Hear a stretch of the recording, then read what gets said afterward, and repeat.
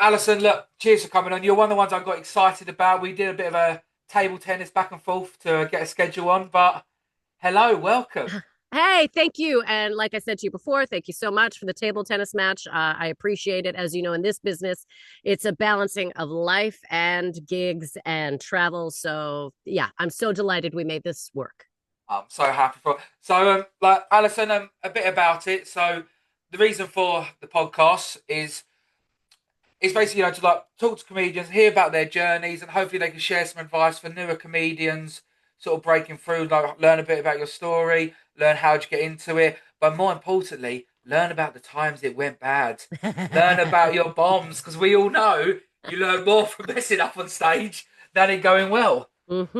Absolutely. Yeah. So yeah, Yeah. we'll go literally right back to the beginning. Um, how long have you been doing it, and why the hell did you have the delusional courage to say, let's go on stage and try and make people laugh? Yeah. Okay. Well, I started 25 years ago in Calgary, Alberta, Canada, which is where I'm from. You may think you don't know Calgary, but you do, everyone. 1988 Winter Olympic Games, Eddie the Eagle, Jamaican bobsled team. That was our year. So that is where I started. Oh, is that feel the rhythm, feel the rhyme? Yeah. Cool That's, runnings. yes, exactly. That Okay, is, okay. I'm yeah. born in '91, so See, there you but go. But those two movies make my city multi-generational because everyone knows those movies. So yeah. So I started there. I started through a so there was only really one chain of clubs in Canada at the time. It was called Yuck Yucks. And so they were basically the only game in town. And the city I was in, they were literally the only comedy club. So I had graduated university with an education degree and a theater degree. And so I was going to be a drama teacher. That is not what I wanted to do. I wanted to be an actress. Okay. But I got the degrees, make the parents happy. So the moment I graduated university, I landed a job teaching high school drama. I didn't want to be doing this. I wanted to be an actress. That's what I always wanted. But the world of acting is fickle, it's very superficial. Let's be honest. bitchy, isn't it? Very Yeah. bitchy. Yeah. And I knew, let's be, I just thought, and I say this with a grain of salt, and please don't feel any need to say, I didn't feel I was going to be your stereotypical pretty enough girl to be an actress. So I thought, what is a way that I could be a performer that doesn't necessarily rely on looks or what my appearance are? And I thought, stand up. They tell jokes. I'd always played funny characters. So I thought, okay, maybe I'll try that. So then I just called the Yuck Yucks Club and I said, how does someone, how do you start? And they said, we have an amateur night. You want to show up? And we have a headliner who comes in, talks to people for an hour. And it's not like, these guys would, I went every week and some guys would teach you how to make a grilled cheese sandwich with an iron in the room. Some Brilliant. guys would teach you, actually how to write jokes. But more or less, it was just listening to a headliner, what their career's been like. And then later on, there would be the amateur night.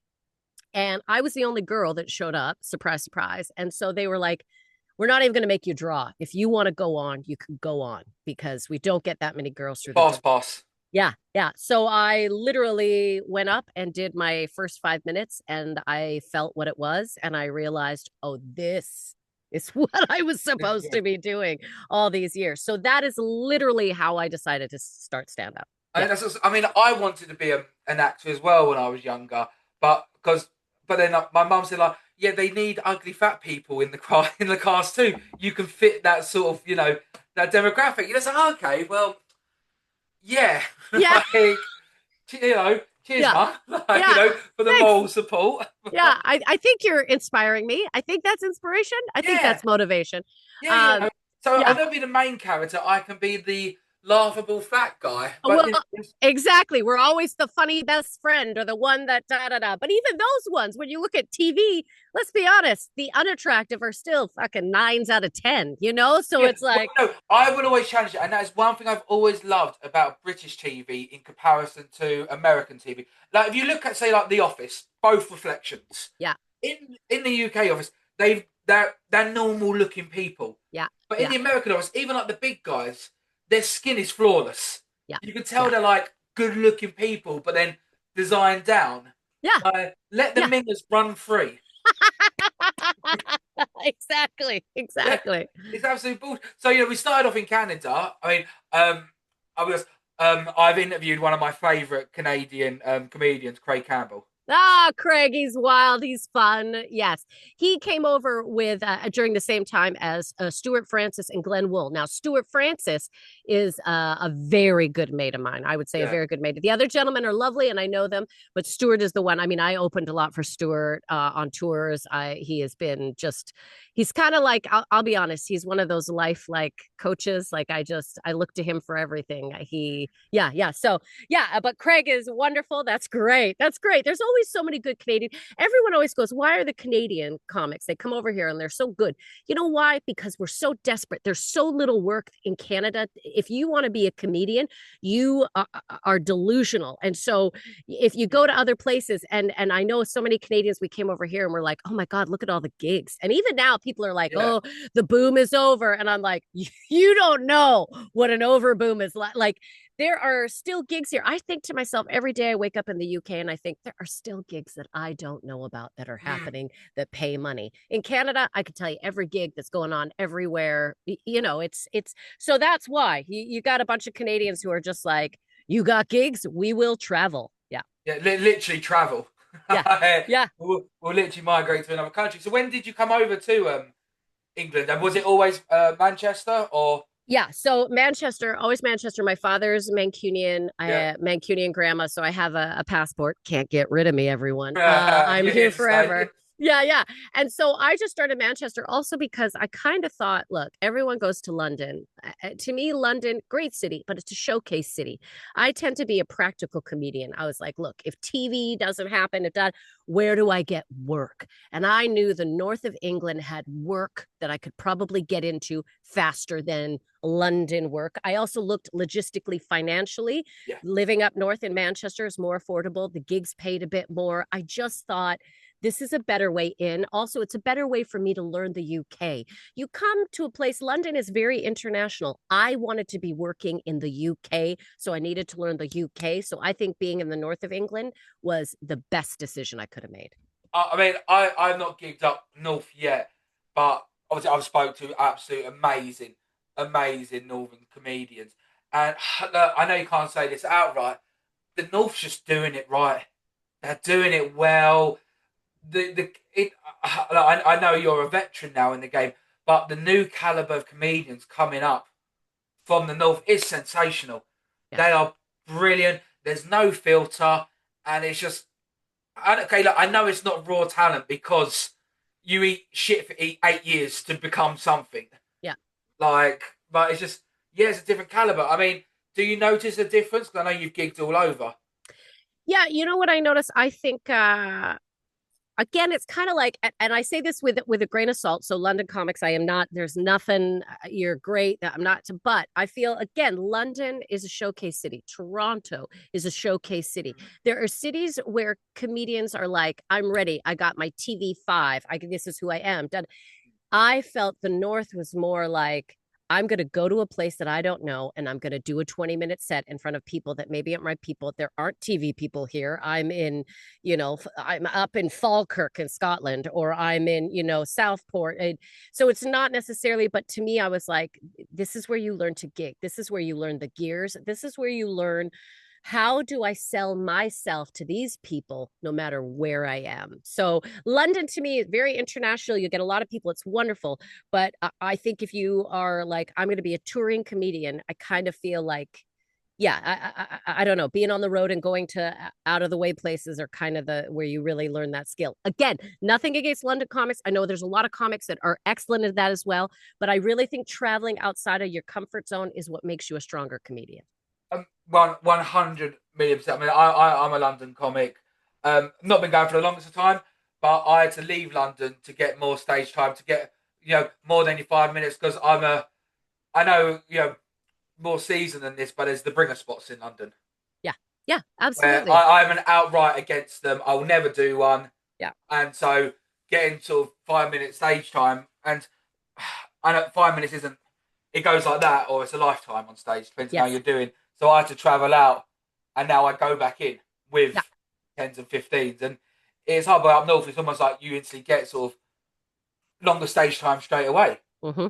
Mm-hmm. So, from your experience and like advising new comedians, would you say it'd be better? Okay, we'll do it in the presence of 10 minutes then, because Yeah. from the north. is it better to have a strong 10-minute focus on, or have as much material as possible? Okay, well, if you're starting early, I mean, you're going to be doing 10-minute spots, would be my guess, right? You're going to be showcasing your 10. So have a strong 10. You have a strong 10. You have a consistent 10 that is like, no matter where I go, no matter what I do, I know my laughs will be here. Hmm. Then once you get that 10, I think that's when you start to filter in another five. You start to, and again, I'm not saying you shouldn't be doing new material and doing, but at the gigs where it matters, where you're in front of someone, you better have that 10. And if you say you have 10, then in all honesty, you probably should have a strong 15. So in Yeah. case that 10, you know what I mean? Like that's what I think. So I'm specifically talking to get work, to get into clubs. This is the way I see it, because if I was a club owner, I want consistency. I want to know that that person will walk on stage and I don't have to worry. There are so many comedians that are hysterical, but sometimes it's like they could die a death, they could do brilliant. For us as comedians, we love watching them because it's so fun. Yes. But for consistency and for actual work, if I'm someone booking someone, I want to know, okay, I can rely on them. This is overall, you want to have reliability in your acts, consistency. So I think having your strong 10, yes, but you should always be building. You should always be building. But that's where you got to look at gigs and go, this is a gig where it doesn't matter. I can fuck around a bit more. This is a gig where like I'm showing them what I am capable of. To me, they're all different types of gigs that will require you to show different things. So that's what I think. Okay. So how, like, as you've been going a while, I know we'll talk about your tour in a second. How sometimes do you not like rest on your morals, whatever the bloody word is, and be like, you know what, I've got this much material now, I'm good. What pushes you to keep on writing? Well, I think deep down inside, the fear that other comics are gonna go, oh, same 20 minutes again. Hey, you got that, there's your 20 again, there's your 20 again. Judgment appears. Kinda. I hate to I say thought, it. I would like to say that no, I'm beyond that, but judgment appears. But then also judgment of oneself. Like after a while, you can say jokes. You're going to start to feel dead behind the eyes. You're just going to start saying them. They're not real. And you will see the reaction of the audience. Because I'll tell you what, you're 20 that kills at one point.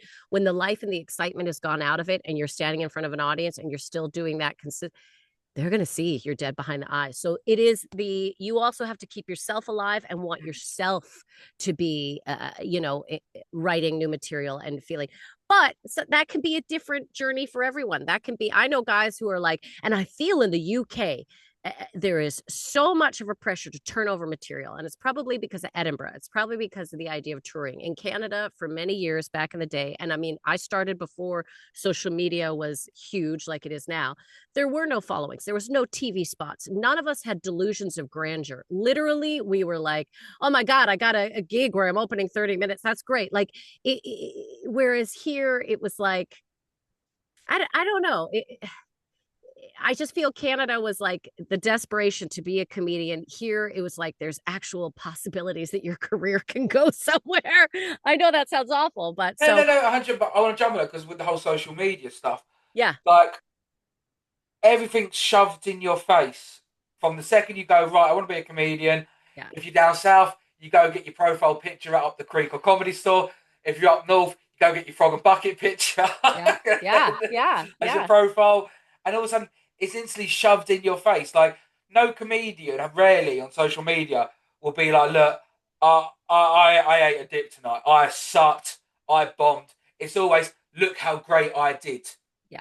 So, what the pressure of online to be like, "Look, I need to be an overnight success before I earn my battle straps, before I get my scars."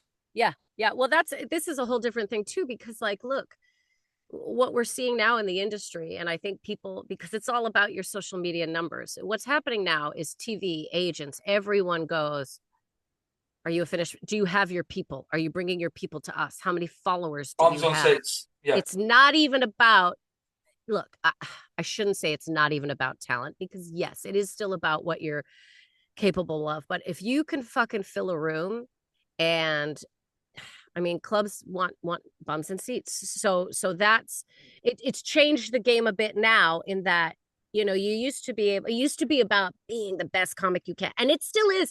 But Yeah. also, there's an online presence that, like, even if you're not at the peak of your game, if you can get 300 people to come wherever you are, I mean, people Yeah. are just going to book you. You're going to, and so the idea of touring is a whole new world that when I started, it was just, it didn't seem like, so there wasn't the urge to make a new hour all the time, to be Yeah. developed. Because that 30-minute set that, although you are doing 45 to 60 when you headline in Canada, so you Yeah. do have to do long sets, but it was more like you could fuck about every place you go. You're probably not going to play that place again for another like however long. So, whereas here, and I think it was really because of Edinburgh, people were like turnover material, turnover material, turnover material, Yeah. which, okay, great. But also, are you really honing the material? Like, are you finding the best of all of it? So I'm an advocate of just because I don't think you need to throw everything away, especially in clubs. Look at that audience. Do you have a joke that you think will work for them?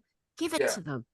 You could still test out stuff, but like so I'm an advocate of you don't get brilliant stuff if you don't take the time to work on it. However, the day comes where you're like, okay, I got to stop relying on that. But that is a you thing. That is where you'll find it. For me, it is the fear of people looking at me and going, oh, that fucking shit again. But also now because I'm trying to tour more, it's like, okay, if people loved me and they came the first time, I can't, I'm not going to give them the same stuff again. Yeah, you can't go to see a band and it's the greatest hits every time. Yeah, You'll have your exactly. cult following, but Yeah. then so what would you say then? Would that be like the true fundamental difference of like a circuit comedian versus a touring theatre comedian? Maybe, yeah.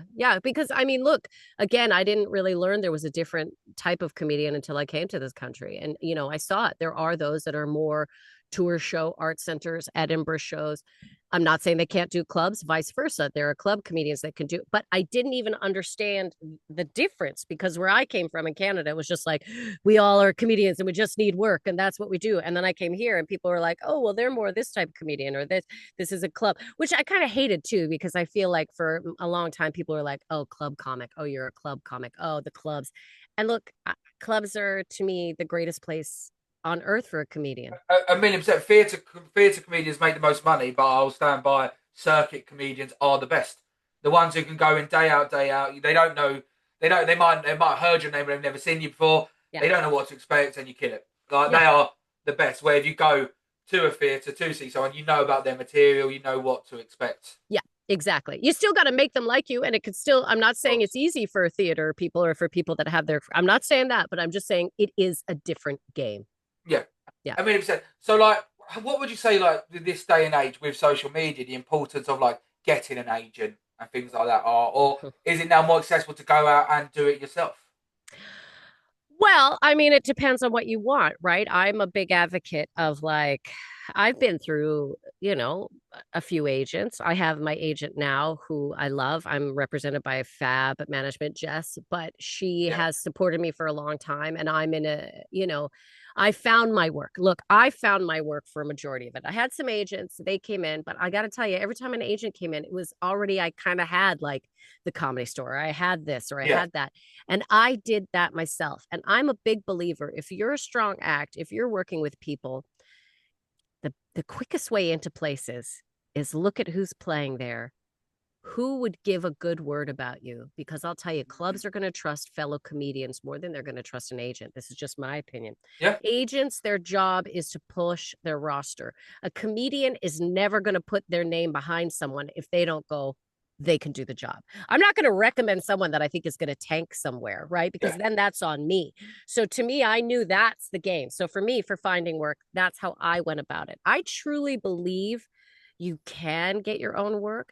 I also believe having an agent can help you. There's no right or wrong way, but I guess I'm saying to people who don't get the agent, don't it's not all about an agent, right? And agents, I'm not insulting you. I know the hard work you do. I know what you do, but you have to take accountability for yourself because I think sometimes two people get an agent and they go, well, my agent, my agent.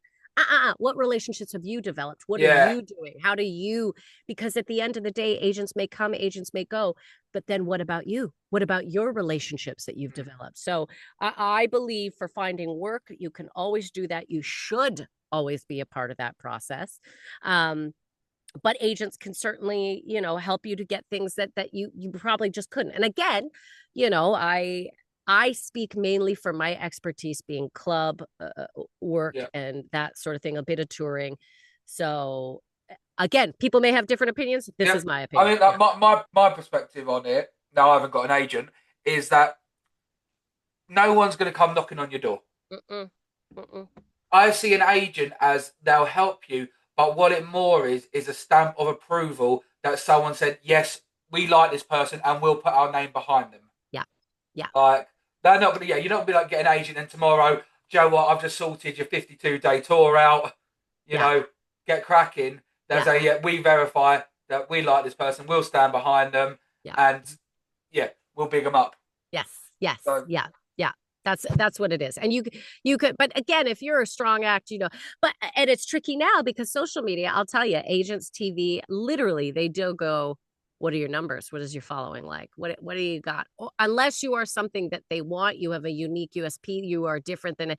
But otherwise, I feel with TV, with agents, with everyone's looking at social media numbers. yeah. Everyone does look at that, which is it's kind of sad. And it makes me really happy that I started in a time where I had anonymity. Because when you're a young comic, when you're trying to figure out who you are, what your voice is, what you're about, the jokes you tell, there's stuff that I'm so glad nobody knows I said early days. Because I was just trying to figure it out. I went through my shock humor days. I went through my insulting humor days. I went through because you're trying to figure out who you are. But I got to leave those gigs and nobody knew what the fuck happened there. And there Yeah. was a beauty of that. Yeah. I mean, I'll speak from personal experience on this.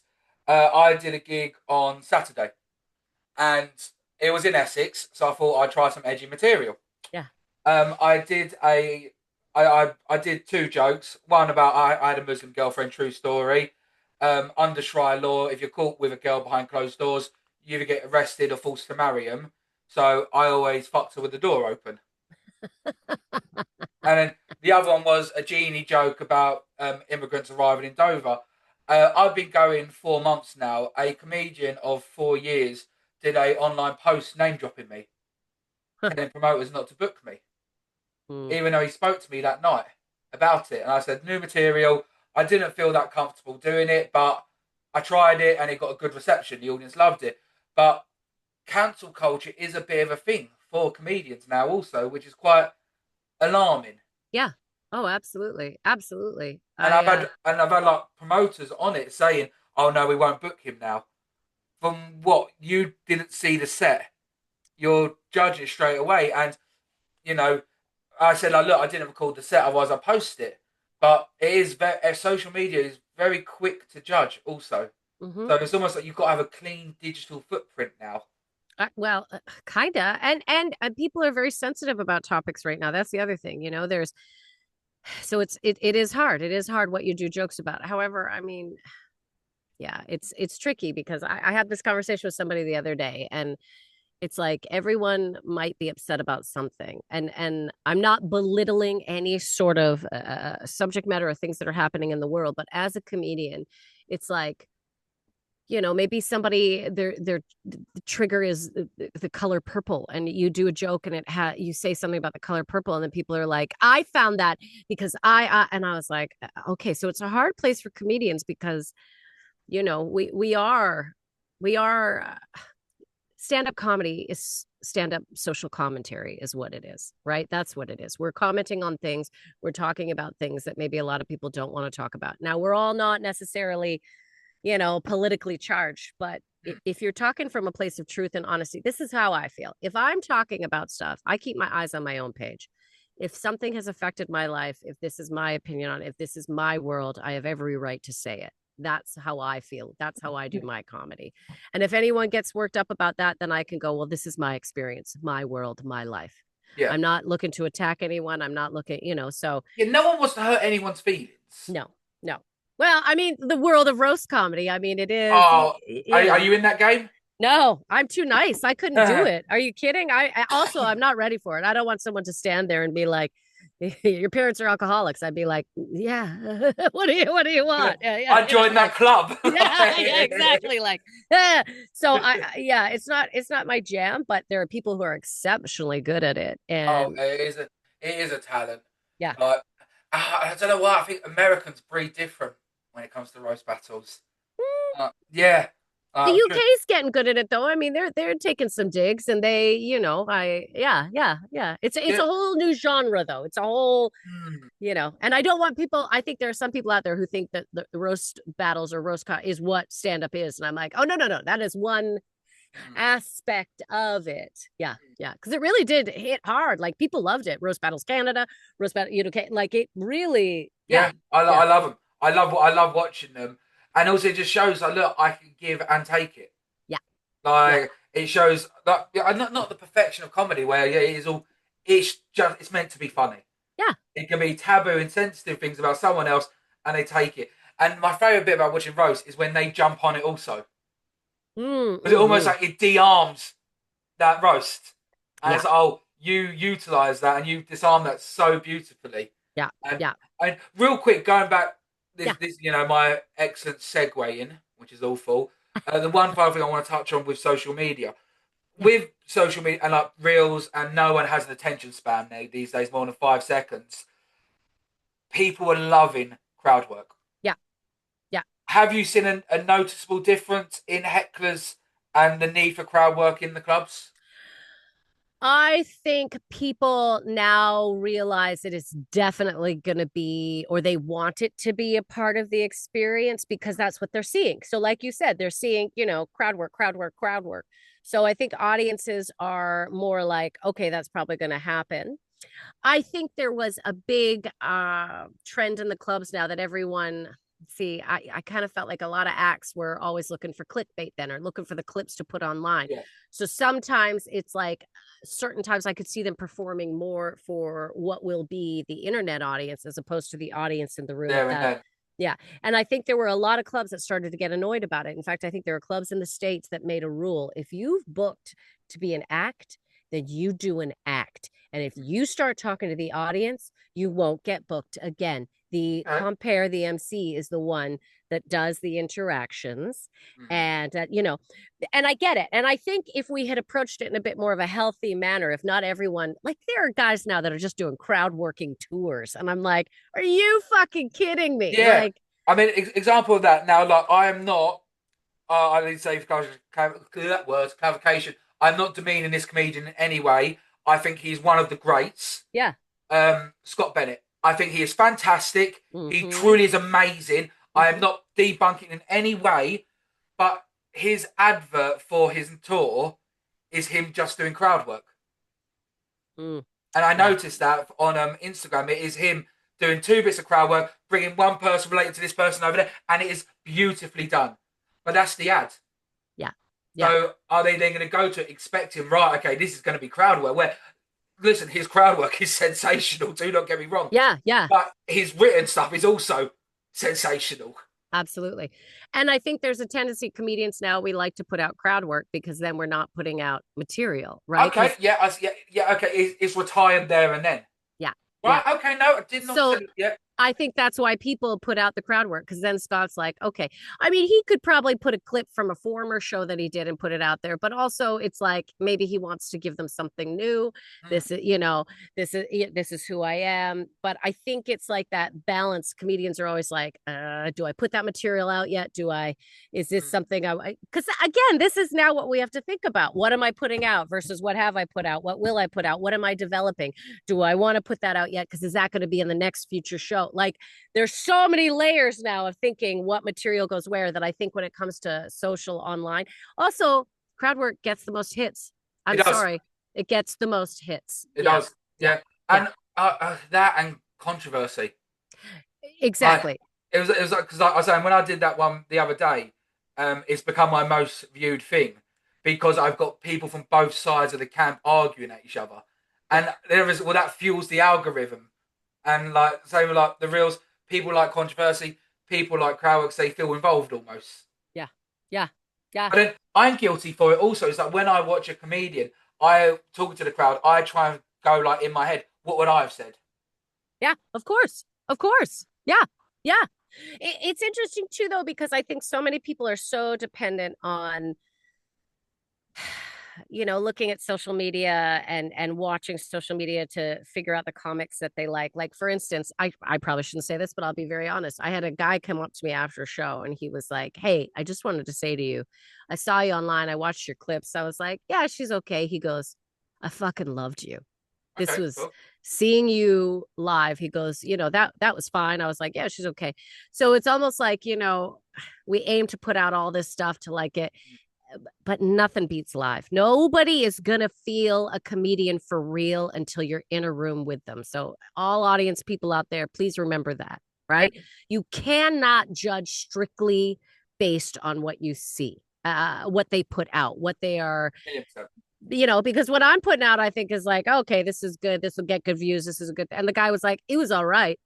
And the gig, in my opinion, was a fine gig, but he was like, I loved you tonight. And I was like, Yeah. man, the clips I thought were putting out were, in my opinion, so much better. But for him, he was like, so glad. I'm so glad we can. And I was like, oh, that's interesting. So, You must love their moments. oh, Like for when someone's sure. completely invested in you almost. Yeah. Yeah. When Right. they're like, and look, I think being a gal has been an interesting experience in this too, Good. because You opened the floodgate, not me. Here we go. yeah, yeah, no, Good. no, no. I love this topic. I speak to so many female comedians and I love the approach. Because Yeah. I'm gonna absolutely butcher this now. I'm in current talks with what's her name? I'm gonna get shitted on for this for forgetting it. Mm. At the moment, I'm in talks with Amy Perry, who does all Mm-hmm. the bookings for Frog and Bucket, Yeah, and yeah. she's currently hosting the female comedian thing, The Women in Comedy Women in Festival. Comedy. Yeah, And I've yeah, said to her, like, look, any woman in comedy who's doing that, and they've got a bit of a spark, please send them my way. yeah. I absolutely love it. Like, There's a I couple don't of know. gals I can tell you I think you should talk to. We could talk about this Yeah. afterwards. But it is true. So I think being a gal has been a bit different in that when I started, I mean, it was not a welcoming world, Hmm. which is fine. Because I feel that really taught me, I don't know how I'm going to get through this, how I'm going to survive. I think, it's a very different world now. I think it is the best time ever to be a female or to be of a different voice, because places want perspective. Audiences are different. Look, I always thought this: if the clubs forced the audiences to be different, then they would be. And so what's happened now, people go, oh, woke, you can't say anything. You can fuck right off, because I'll tell you, the word for me now is a different world. When I started comedy, I would get on stage and all I would see is men go to the washroom, men Yes. go to the bar, I, men. I, I Lou Conran on. I mean, I had to replace an episode, so she's gonna be episode 108, and she told about 10 years ago or 15 years ago when the compare was, oh, you're gonna love this next comedian, she, and the And second comment said she, there were boos.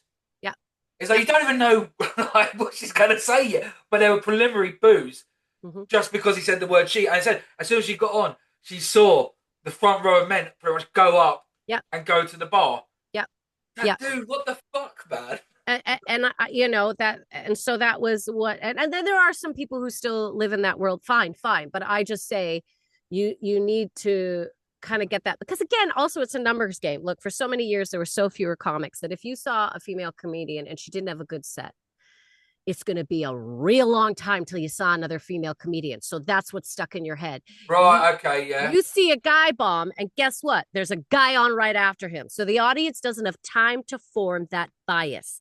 It was strictly a numbers game, right? So that's what I think. One girl has a good set, great, no problem. They might forget that by the time they see that. One girl has a bad set. Okay, these things linger in their head. If it was like girl, girl, girl, girl, girl that they were Yeah. saying all the time, just like it was guy, guy, guy for many years, then that wouldn't be formed, I don't think. So Okay. Can I go devils on this a little bit? please, So, yeah, okay, like, look, let's talk 10, 15 years ago. yeah, I was doing a bill, five blokes, and I was like, okay, look, I need to mix this up. I'm gonna get a woman on, and I'm gonna get a woman on who hasn't earned her stripes yet. So she goes up, she eats shit, yeah, yeah, and then that would almost solidify it in their head. See, I told you, but then they pushed her before the experience. yeah. Nowadays, women are allowed to go up, eat shit, get better. So now it's a better representation. Yes, that's the thing. It was like if we ate shit, people were like, well, it's what we thought. Nobody ever said that with a guy. Like a guy would eat shit and people would be like, oh God, he really died on that one. Well done. Yeah, But it was like you were given a little bit more of a chance. So I that's not devil's advocate. I absolutely agree with that, you know. But audiences too now are even if they're not open minded, they realize that at this point, the world is about being open minded. So if you're going to be an asshole, like you're going to get some. So I feel over time, people have just learned to listen and there are more people going, oh, actually, girls are funny. So it is a different, but that being said, flip side, because I was the only girl for a long time, I got a lot of opportunities that I yeah, don't think the guys got. And so I'm not going to say that that didn't help me. I had to step up. I had to learn how to do it. I had to get, but I certainly did get opportunities. And then if you're a yeah. girl and you did well, people, it was like seeing a unicorn in the wild. Oh my God, you were funny. And you're like, I yeah, weren't expecting you to. Yeah, I guess. I mean, fundamentally, you're not a female comedian. You're a comedian who's you're a female. comedian. Yeah. It was Yeah. like I mean, the one that always sticks in me. I've got a female Turkish comedian mate, Malika. It was like episode 7 or some shit, and she said Netflix only took off in 2023 female comedians as its own category. It was like it's still getting fucking segmented in Uh-huh. 23. Yeah. Like Yeah. that's mad. And even as girls, I don't think we learned that. Like I remember, okay, so when I started in Calgary, I was the only girl. I had a group of gentlemen, my brothers. I basically think of Yeah, them as my comedy family that I started with. And I remember one day I did a show, and afterwards a guy came up to me and he was like, "You were amazing. Like normally I do not find females funny, but you were so funny. Da da da. You just funny, you know." And I was like, "Oh, thanks." Da, da, da. And one of my brothers came over and he looked at the guy and he goes, "She's not funny because she's a girl comic. She's funny because she's a comic." And yeah. then he looked at me and he was like, "Don't let them say that." And it didn't even dawn on me because I was so conditioned to be like, well, you know, there aren't as many funny, like even me as a woman being in the industry, Yeah. you're so brainwashed for so Oh, long. it could be going. Do you know what? Like me going up to fucking Jason Patterson, be like, do you know what? I don't usually find black people funny. Yeah, Fuck no one would me. ever say that. You get lynched in seconds. Yeah. Yeah. Like, but for some reason, yeah, that's deemed as socially acceptable. Mm-hmm. Like, well, I Mm-hmm. don't think as much. Oh, I like to think, but I'm ignorant to the matter. Do you know what I mean? Because I'm a white dude in his 30s. Like, Yeah. I know I'm a fat guy, but genetically wise, Yeah, but I, you're talking, you want to learn. Look at you're doing this podcast. So yeah, obviously you are so intrigued about comedy that you are listening. You're looking at all aspects. So you probably have some perspective that, you know, the layman who doesn't, you know, isn't a comedy, you know, a fish like lover wouldn't know. So yeah, it's a double-edged sword, but yeah. I still think now is the best time ever to get into it. I yeah, I think it's hard. Like the social media aspect thing, like we were saying, that is a whole different world. I came into this industry to be a comedian, not to be a video tech, not to be an online. Like it is overwhelming. Oh, it's a Um, full time job doing the admin shit. But mhm. okay, the one other thing I want to hit on with Yeah, yeah, you know, oh, I was about to say female. I'm gonna fucking say it's being a fine. It's female fine. Yeah, comedian. Yeah, I will say it doesn't matter what you say. It matters where it comes from.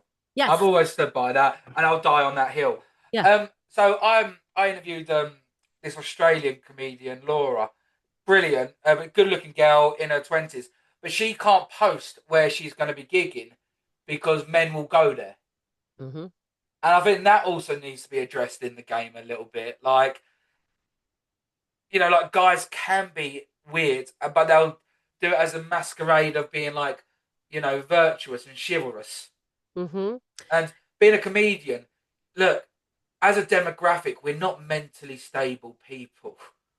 Well, there's a reason why we want to stand up in front of people and say things. And, you know, you can say you don't care about it, but we're looking for some sort of acceptance or Yeah, we're looking for something. You know, it requires us to be in front of people. So you can say you don't give a fuck what people think, but you do yeah, because you're speaking in front of them. So, yeah. you know, yeah, I don't yeah. care, but please like me at the same time. Yes, yes, yes. Yeah, yeah. It is ridiculous, but I think as I was saying, there needs to be addressed. Like, and I think there are a lot of groups out there for women now who make Yeah. sure they are safe and they are okay. Yeah, yeah, which is wild because also as we talk about this with women, like people are like, we want to make sure girls are safe. No, we want to make sure all the comedians are Yeah. safe. And the fact that it's had to start because we're like, okay, women need to be safe. This should have been a conversation for years. Oh, Like, yeah, this was like some dark age comedy shit. yeah, Like, whether it's me walking by myself after a gig in, Inverness to someplace, oh, or moving on to whether Luminescent 27. I love Inverness. Mm. Or if it's Jason Patterson walking somewhere, or if it's you walking somewhere, Yeah, we should be concerned with the safety of everyone, because that's also my thing. People now are like, well, we got to make sure the girls are safe. No, no, no, no, no. Don't do that, because then you're making it seem like we're a burden. Everyone, there should have been conversation. Are you okay? How did you get yeah, here? And I know people are going to go, but it's not my responsibility as a promoter. Well, maybe it should be. Maybe it should just be like, are you good? We're all good. You've got transportation. yeah. The number of times I've walked away from places in sketchy, especially in the UK, because the UK is, for me, I don't drive in this country. It's all about trains, planes. Oh, You God. know, How, I'm about to say, you couldn't be a new comedian nowadays without driving. Fucking. no, no. Well, you look at it and you go, I guess I'm spending my earnings on Ubers, but to be fair, I I guess I'm spent, drinking at this gig tonight then. yeah. But look, that's what it is. Also, if you're starting out as a new comedian, here's what I say: the sooner you make it about money, the less it's going to be about you getting better. Because the Cool. Yeah, moment you're about, okay, I want to get paid, I'm a professional comedian, you stop trying to be a better comedian, because now all of a sudden it becomes about finding the gigs, getting the money, da da da. yeah. The longer you can make it not about money, I truly believe the better you'll get. And if you have another job, if you have another source of income, then use that money to pay for yourself to go other places and do comedy in front of new audiences. That is the best thing you could do for yourself. Stop looking at it in the first 5 years as, how do I make money? You should be going, how do I get better? And every dime I earn goes back into it, so I get better. So to me, I'm like, don't run away from any jobs that make you money. If you're able to do stand up and be, I was a full-time teacher when I started. Then I became a supply teacher. I was a Yeah. substitute teacher for 7 years while I was doing comedy, and I was able to trade it off. To me, I was able to fund myself going all over the place to get better. Yeah. I love it. I always did the comparison of how many boxers stay amateur until they're at the level 2 go pro.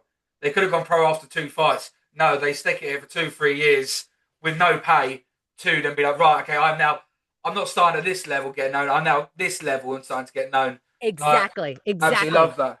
Well, Because when you get offered something, when you get an opportunity, sorry, I keep going off, but no, when I you love get it. an opportunity, right? Like, let's say, okay, somebody goes, oh, Live at the Apollo, and you go, I'm ready for Live at the Apollo. You get passed up, you get passed up, you get passed up.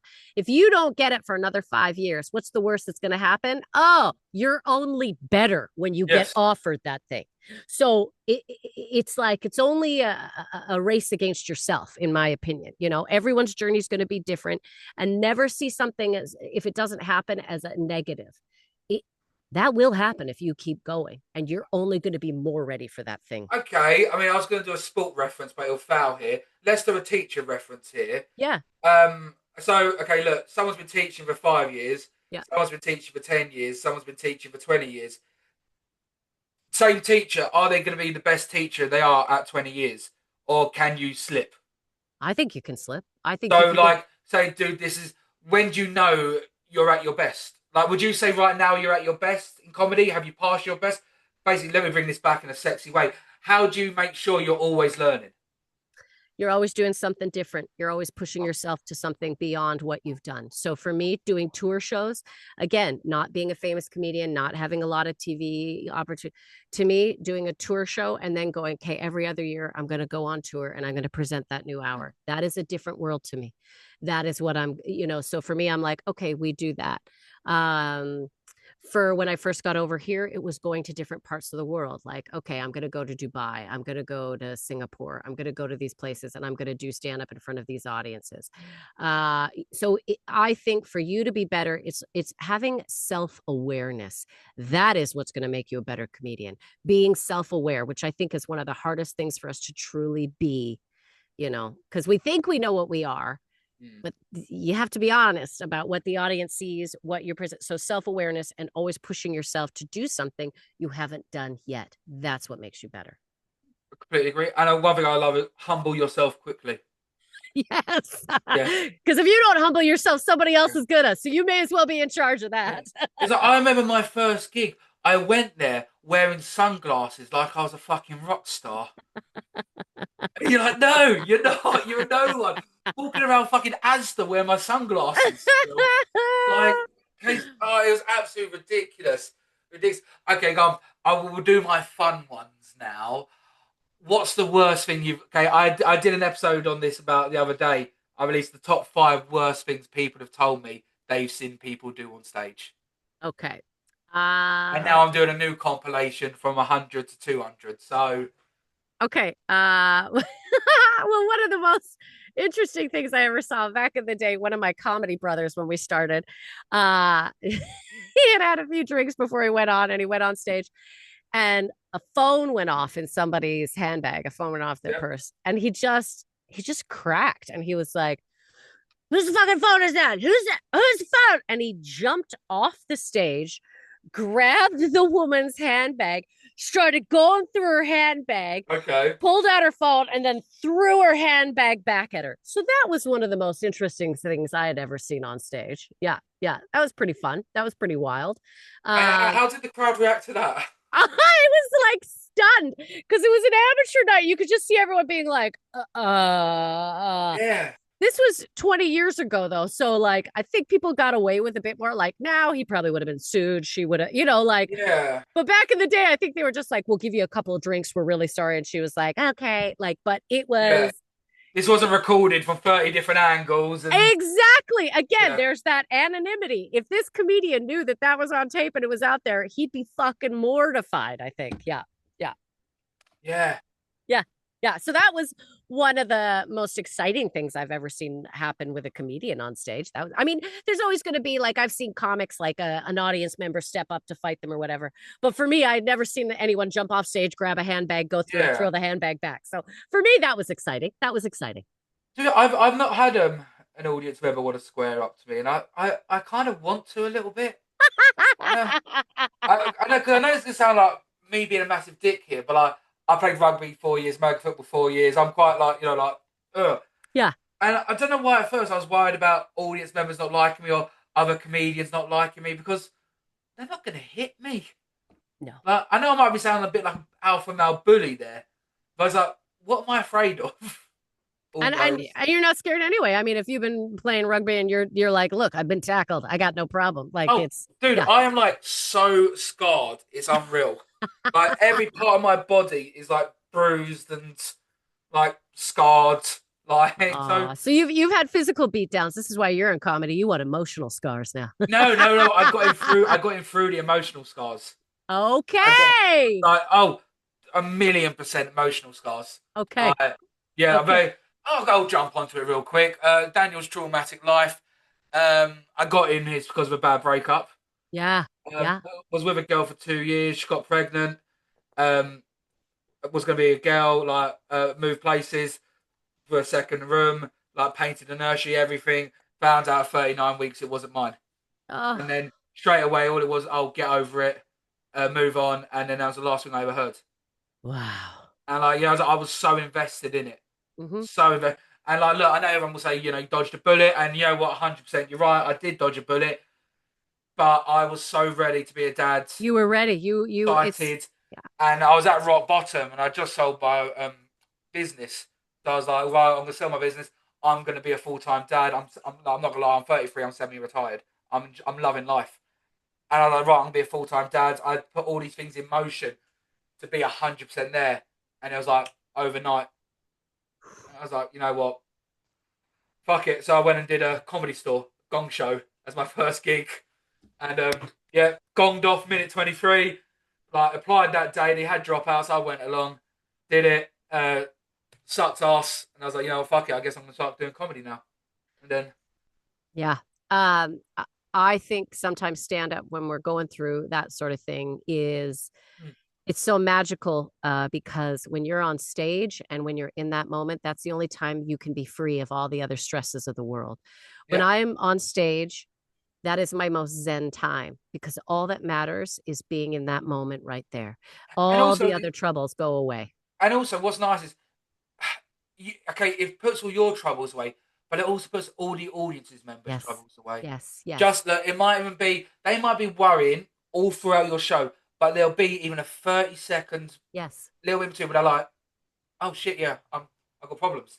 But then you could take someone away because life's shit. Look, Life is shit. right now, look at life. Look at the state of the world. Yeah. It is shit. When was the Yeah. last time you went on the news? It was like, you know what? Here's some good news.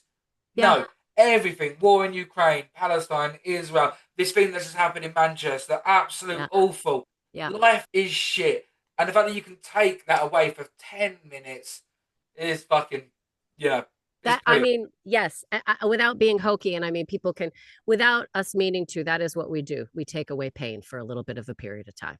Yeah, we're not pious. We don't do it because of that. No, You know, we're any also comedian who selfish. says- We're doing it because we want to do it, 100%. but we give people an escape for a tiny little bit, even if it's just 10 seconds. Who cares? You got 10 1,000,000%. seconds. If I said to someone why they get into comedy and they said, "Oh, because I like to take away people's pain," I'd call them a douchebag straight away. Yeah, you'd be like, you piece of shit. But Yeah, fuck off. yeah. But at the same time, when you realize that you do that, sometimes it's like, oh wow, okay, I didn't. That's a really positive effect of what I was also selfishly doing. So it is, yeah. I mean, it was, but I said like doing comedy like full time. How have you learned to take off your comedic hat, your metaphorical hat? Like, how do you switch off?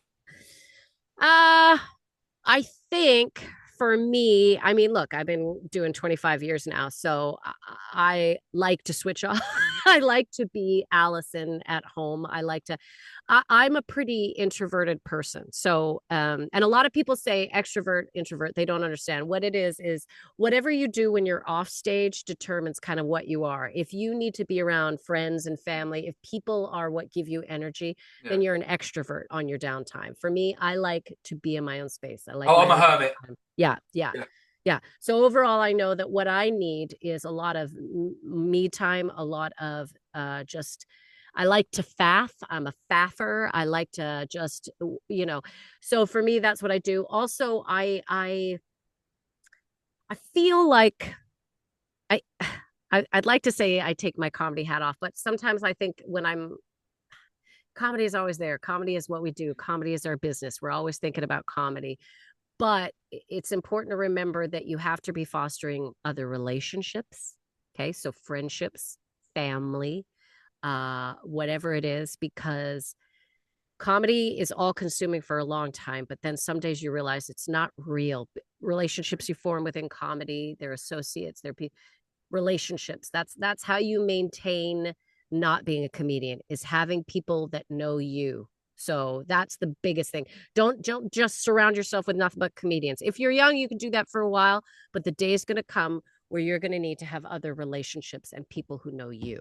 Yeah. Yeah. I mean, the one thing I sort of struggle with, like, say if I'm like down the pub with my mates.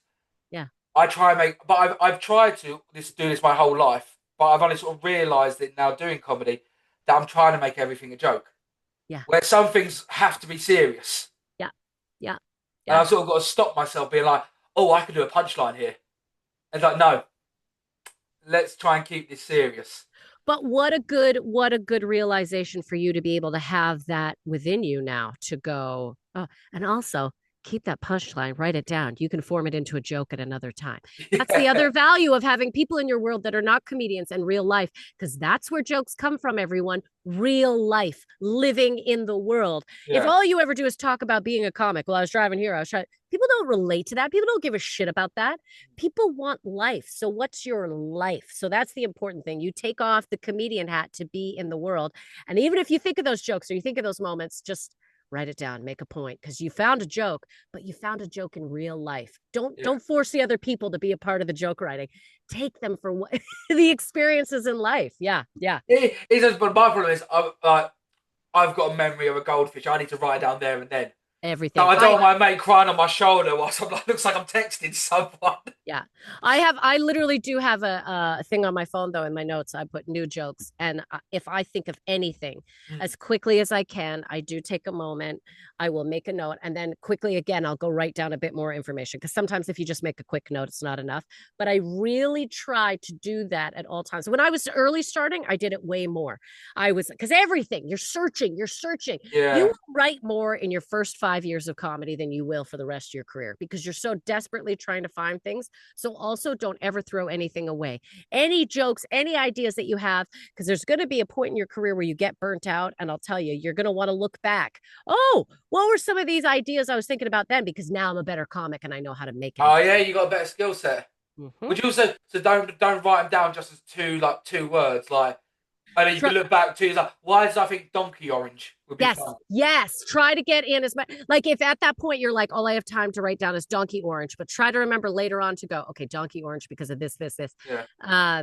That's your best thing to do. And I mean, God, phones and all this. I used to have fucking papers everywhere and notebooks. We're in such a different world now that it's really easy to maintain and keep it all in one place. Yeah. One I'll quickly touch on. Yeah. I don't know if you've done them before in your time, but you know, I try and aspire this for newer comics to learn. Gong shows and having a place on the amateur circuit. Yeah. What are your views? Well, in Canada, we had no gong shows. That's and we would never make new people compete. We're very, very supportive. So I didn't know what the fuck a gong show was. I came here, I saw Beat the Frog was the first gong show I watched, and I was like, this is horrible. Yeah. But if someone can make it through and want to keep doing, it's a good way to filter out who's going to be strong enough to keep going. Yeah. It's not even the result of the gong show. You get gonged off in 5 seconds. Okay, even better. Are you coming back again? Are you coming back again? The resilience it builds up. Now, I'll say now, like I said, my first one was Comedy Store Gong Show. Now, wow. I stand by that is the most brutal one in the country. Yeah. 40 comedians on my night, only 2 got through. Yeah. Yeah. A guy came on after me. He was from New Zealand. He lasted 7 seconds. Yeah. Like, yeah. I think they're good. They're gladiatorial. Yes. The only thing I don't like about them, and I'll be honest, is that people do them on the false pretense of if they win, they'll get something. Yeah. And what you're getting is better at comedy. Yeah, that is the ultimate prize. That's what you're getting. Because even if you win the gong, even if what is that? It's going to give you maybe a 10-minute spot at the store or a 20-minute spot at the store. You can also get that on your own eventually. So what you're learning but how do you get that eventually? How do people get into the clubs? Yeah, I mean, I think Gong would be a way for them to first see you, right? They're going to see you on Gong. You do better and better at Gong. You start working, you do other open mics. It's all about networking. Yeah. That is how you get into the clubs. I can't even look, it's constantly going, it's networking, it's figuring out who books what. And it's just, you keep going. I think that's what makes it hard, like you said, especially in London, because there's such a scene. It's a lot of bringers. It's a lot of the North. I think there might be a little bit faster progression. So maybe then it's up to you to figure out, okay, where can I progress? Like I live in London, but maybe Reading has some shows that or maybe, I don't know. So I do Essex. I go out to Essex. Yes. But okay, let me ask this one then. So, okay, I've had Jason Patterson on. Fucking love that dude. He's offered me to open for him at Top Secret. Fab. That's great. I don't think I'm ready. Okay. Should you then respectfully say, like, look, I'll come along, but I don't think I'm ready? Or do you say, you know what, let's roll the dice? Yeah, I mean, that's a good question. Have you ever done a spot at Top Secret before? No. Yeah. And Jason's like, I want you to do this. I think you can do this. Yeah. I mean, it's a good way. Look, it's a good way to start. They can see you're being brought in by somebody. Even if it doesn't go that well, you could simply follow up and there's your being honest. Hey, didn't go that well. Really appreciated it. How, again, do you have an amateur night? Do you have you know what I mean? If you admit you're genuine, because also life is about taking chances. Like I respect you very much for going, I don't know if I'm ready. But if Jason has gone, I want you. You're, please do this for me. Then you can do it, and then follow up with Top Secret and be like, hey, went good or it didn't go well, or maybe they won't even get back to you. Who knows? But at least you got a chance then to be on that stage to see what it's like. It's an excellent room. It's an excellent room. You'll have Yeah. fun. But I like at least you have that awareness. So whichever way it goes, you can then build off of that. Yeah. That's what I It's think. just like, I was saying, like, it's not is comedy almost, what's the Eminem song? You only get one shot, one opportunity, or do opportunities come in many disguises? I think opportunities come in many disguises, but I do think take the opportunities as they come. But again, with the awareness, with that, I love that you at least have that perspective that you're like, well, I, but I probably will go do it because I yeah, reckon you learn more from bombing yes, there and then. But I'd say to Jason, like, look, I'm confident I can do this, but yeah, this is yeah, my first time doing this. yeah, Like, yeah, I'm aware. I don't want to ever come across bad on you. Like, I don't want him to give me a stamp of approval. I'd like him to say, I'm giving this guy a chance. yeah, Almost. yeah. Yeah, which Like, is yeah, and I mean, even talk to him about that. Be like, hey, listen, can you let them know when I come to open for you? Because you're asking me, because however it goes, I want to make sure I have doors open again with that because top secret's a hard one to get into, right? Like you might not be able to get a spot there for like 2 years, so you may as well fucking do this one, and then in a couple of years they may have forgotten whatever happened. You know what I mean? So yeah, it is an I'll go back as opportunity. Danielle. Exactly. Okay. Oh, that's all arranged now. Alison, I'm going to humble you now. What time have you bombed the hardest? Okay, hardest bomb. I'm gonna say. Oh. Okay, there was one time I bombed pretty bad. It was for a gig. It was in Alberta, where I'm from, and it Yeah. was because we got a lot of oil and gas workers. So there's a lot of oil rig gigs that you do. You go out and entertain guys who work on the rigs. Men. Yeah, men, Yeah. exactly. Yeah. Big, yeah. Yeah. And so one time I was booked to do this gig, and I don't know why, but it was a corporate, and they were like, I was opening for the main guy, and they were like, okay, we don't want you to swear if you could avoid swearing. And I was like, in front of ring pigs, you don't want me to swear? So I was like, so the main guy came up to me and he goes, listen, just so you know, I'm gonna swear. So I love that. Yeah. you go ahead and swear. And I was like, okay, great. And so I got on stage and I was like, hey, how the fuck are you guys or something, just trying to be one of the guys. And all I heard from the back of the room was one guy go, holy shit, that cunt said fuck. And I just stood there and I was like, so sorry, this cunt didn't mean to offend. Like, Yep. and I wasn't for them. I did my time. They Yeah. just stared. But that was a moment where I was like, all right, this is yeah. But it was a moment that I'll never forget. And I'm like, well, if ever I'm in a situation like that again, I just know it was great. It was From what great. I've heard about corporate gigs, and once again, this is only my complete perspective, my opinion, it seems to be that HR book them, where the HR's not in reality, because, yeah, they can't say that in the office, maybe, but let the comedian go say it. Yeah, yeah, So yeah, don't go swear because it's a corporate gig. Well, the people who work, they're not HR. They're like, they want the blood. yeah, yeah, Like, yeah. so, All you need to double check though is if you swear, does it say anything in the contract that you won't get the money? We swore at this oh, one because the guy was like, nah, I'm going to swear. There's nothing in the contract. I'm fucking swearing. And I was like, great.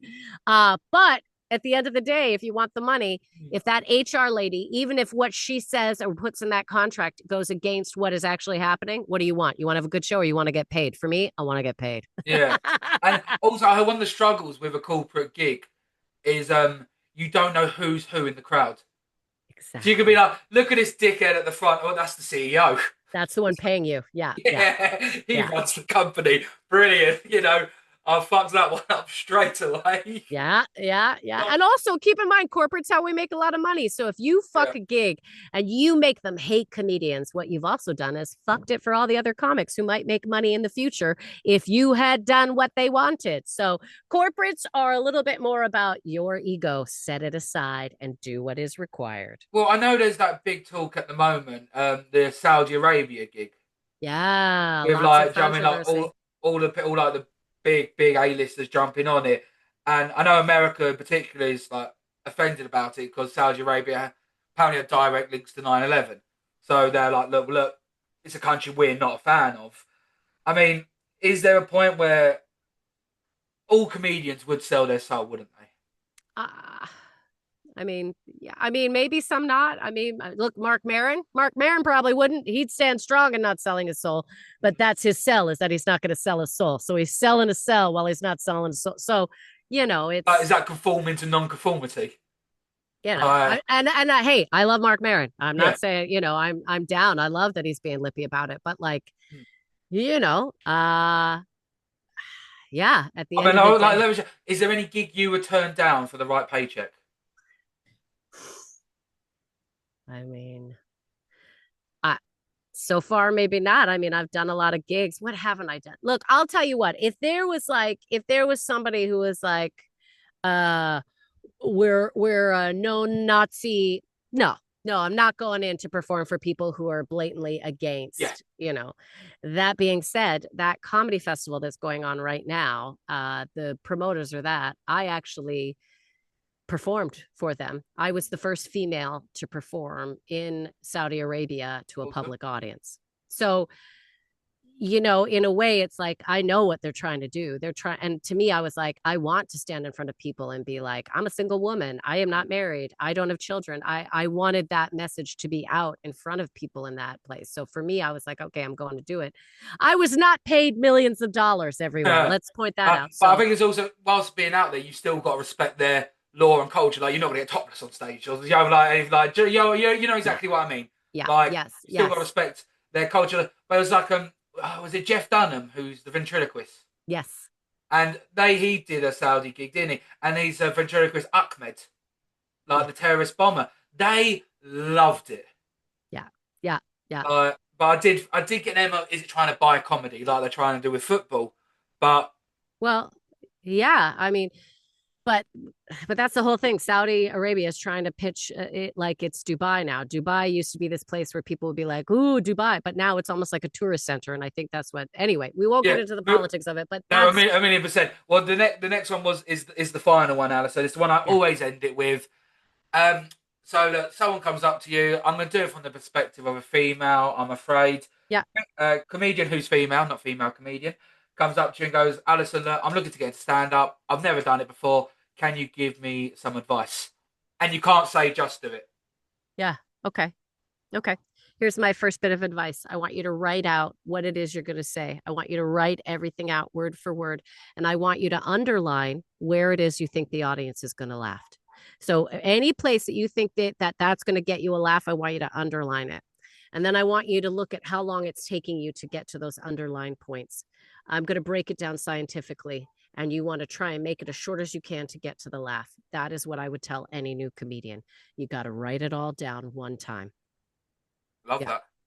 Yeah. And also, they'll never laugh when you think they're going to laugh. No, but that gains perspective, right? When you're like, I think they'll laugh 1,000,000%. here. And then you go back and you go, oh no, they laughed here, here, here. Or they didn't laugh at any of those.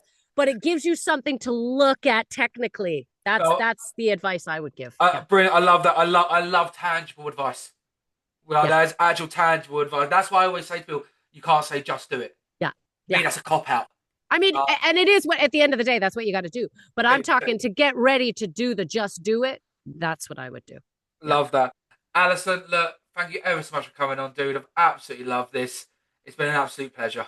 Oh, my absolute pleasure. Thank you for letting me blab on about comedy. It's what I do, so it feels so good to share any kind of experience that I have with anyone. So thank you. And in your touring across the UK in 2026? Yeah, yeah. So I'm going to start 2026. It's called Alice in Wonderland. Love that. Yeah, and You please go look. down the rabbit hole or? Yeah, exactly. You will. You will. I'll be smoking on a mushroom with a caterpillar. So do look out for me. My name is Allison June Smith. It's a weird spelling, ALLYSON June Smith. Please, I would love it if you came out and saw me. Otherwise, I'll probably be at a club near you sometime soon. Especially Manchester. Yes. Love it. So, guys, thanks ever so much for watching, and cheers, Alison, ever so much. Thank you. Cheers, guys. Bye.